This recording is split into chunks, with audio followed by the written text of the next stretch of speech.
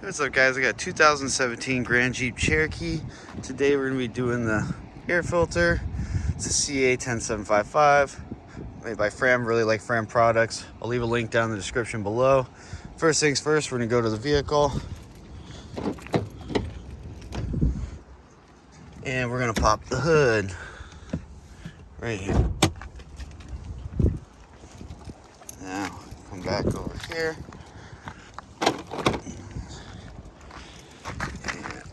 Right under here is this little tab right here. Move that to the left and pull up. All right, so first thing we need to do is there's these two tabs right here and here. We're gonna push those down, just like that. And after we push those down, you're gonna lift up right here, pull towards yourself from the driver's side, and then pull out the old filter. And we're gonna take our new filter,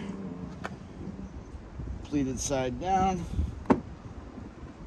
stick it in the hole. Now you got the two notches in the back.